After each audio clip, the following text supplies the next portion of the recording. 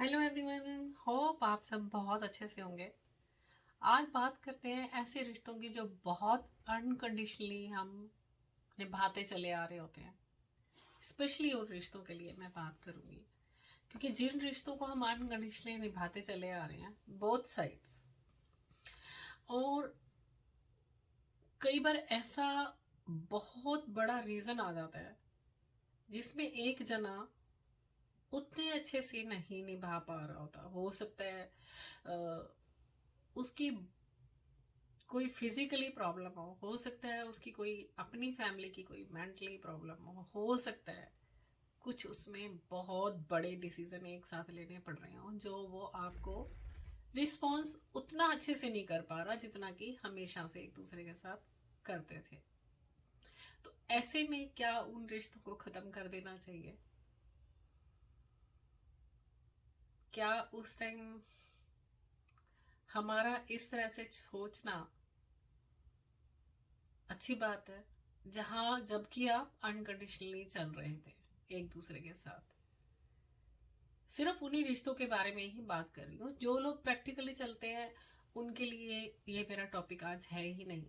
ये टॉपिक है जो लोग अनकंडीशनली इमोशनल एक दूसरे के साथ रिश्तों को निभाते चले आते हैं, और फिर रीज़न ऐसा होता है कि अब सामने वाला उस सिचुएशंस को नहीं समझ रहा है और वो रिस्पॉन्स देना बंद कर देता है, बात करना बंद कर देता है, मैसेज के रिप्लाई बंद कर देता है। एक जना चाहे कितनी भी दूर जा रहा हो, कितनी मजबूरी में जा रहा हो, उससे मिलने तक के लिए भी उसको प्रॉब्लम हो रही होती है, या आमने सामने आने पर भी वो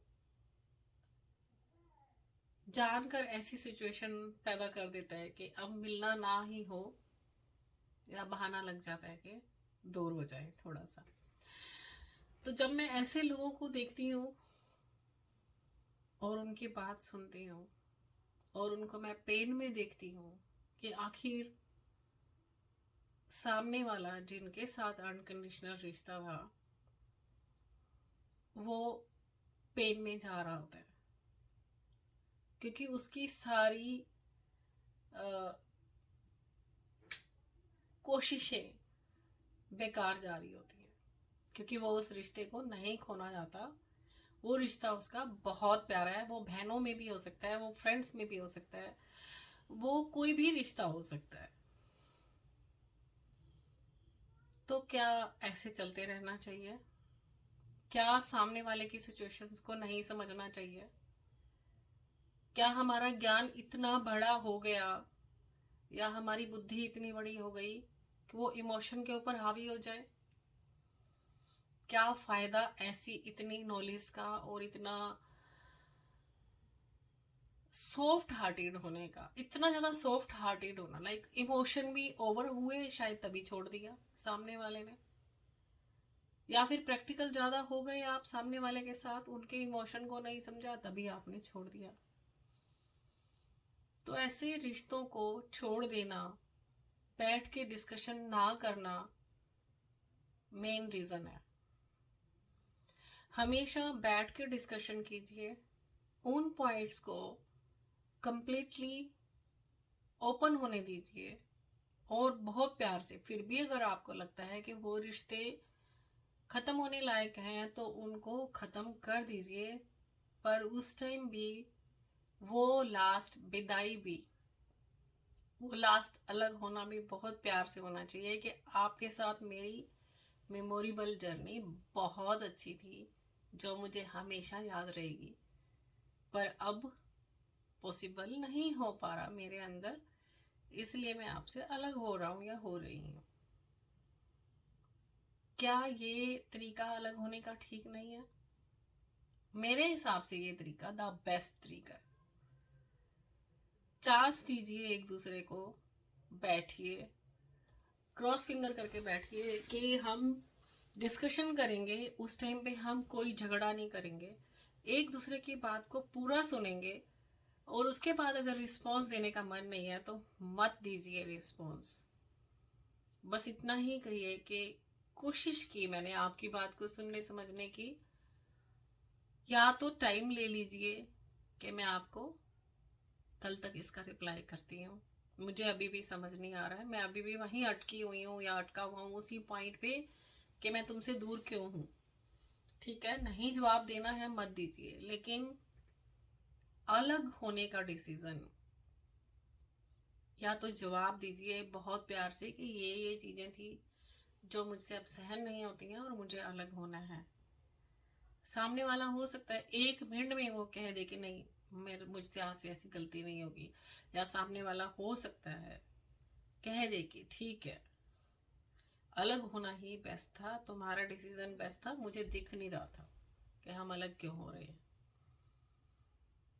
वो हर तरह के रिश्ते के लिए है, वो पेरेंट्स के साथ रिलेशन के लिए भी है, वो फ्रेंड्स के साथ रिलेशन के लिए भी है, बहन भाइयों के रिलेशन के लिए भी है, दोस्तों के रिलेशन के लिए भी है। दुनिया में जितने भी रिश्ते हैं उन सब रिश्तों के लिए मैं ये बात कर रही हूँ।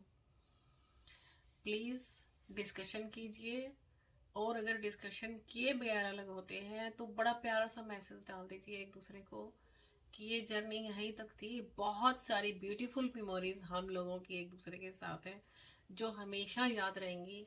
वो मेरी बुक में रखे हुए एक फूल की तरह मेरे पास रहेंगी, मैं हमेशा याद रखूंगी। पर ये आगे की जर्नी हमारी साथ में नहीं हो सकती है। Thank you very much. आपका जीवन खूबसूरत हो, आप कह के और उस रिश्ते को स्टॉप कर सकते हो। खूबसूरती हर चीज में बरकरार रख सकते हैं हम, हर चीज में।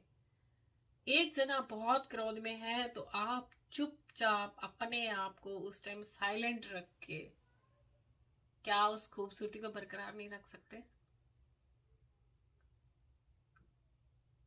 मान लिया किसी ने आपको कहा कि आप उतने सुंदर नहीं हैं जितना कि आप पिक्चर में दिखते हैं, या जितना मैंने लोगों से सुना था, तो क्या आप अपनी खूबसूरती से नहीं जानते कि आपके अंदर कितनी सारी चीजों की खूबसूरती है? सामने वाले ने आपको डराया और आप डर गए। क्या आप एक स्टूडेंट है और आपको पेरेंट्स ने कहा 99% मार्क्स तो आने ही चाहिए, हम तुझ पे इतना खर्च कर रहे हैं, हम ट्यूशन्स भी लगा रहे हैं, हम बहुत अच्छे स्टैंडर्ड के स्कूल में भी डाल रहे हैं, हम घर पे भी तेरी इतनी केयर करते हैं, और अगर आपके 98% आ गए और फिर भी आपको ये सुनना पड़ा कि 98% 99% के लिए मेहनत नहीं कर सकते थे थोड़ी और, तो घबराइए मत। उस पॉइंट को आप नेगेटिव में मत लीजिए। उस टाइम में भी आप कह सकते हैं मैंने द बेस्ट किया था, आगे और बेस्ट करूंगा। इसके लिए आप अप्रिशिएट करो ना करो, मैं खुद को अप्रिशिएट करता हूँ। आप अपनी पीठ थपथपा सकते हैं। कई बार हमें अपने बड़ों से या अपने छोटों से या अपने दोस्तों से वो पावर नहीं मिलती है जो हम सोच रहे होते हैं।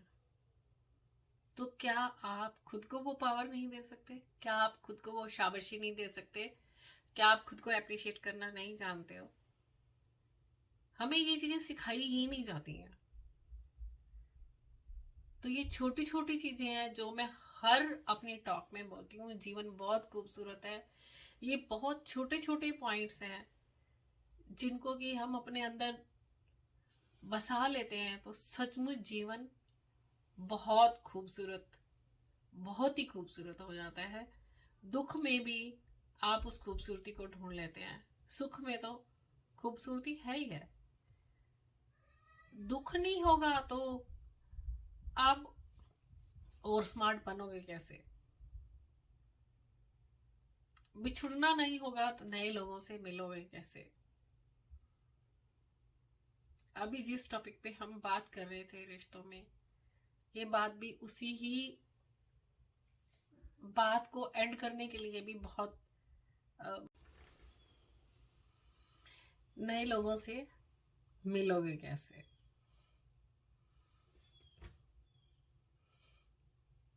परंतु अपने रिश्तों को संभाल के रखना, जिनसे हम कई सालों से निभाते चले आ रहे हैं और अपने जीवन को खूबसूरत बनाते चले आ रहे हैं। कोशिश कीजिए उनके साथ, अगर वो नहीं रहते हैं तो नए रिश्तों को भी इंजॉय कीजिए। आगे कुछ नया लिखा है उसको एंजॉय कीजिए। जीवन की खूबसूरती हमेशा ही बढ़ाते रहिए, क्योंकि जीवन सचमुच ही बहुत खूबसूरत है। Like and subscribe please please please. Thank you. 100 subscriber, 102 subscriber हो गए हैं। Thank you. मैं तो मजे मजे में वीडियोस बना रही हूँ, मुझे नहीं पता आगे क्या होना है, लेकिन मैं बहुत खुश हूँ कि मेरा यूट्यूब फैमिली 102 लोगों की हो गई है। लेकिन मुझे विश्वास है थाउजेंड्स ऑफ लोग, बिलियंस ऑफ लोग साथ होंगे। Thank you very much.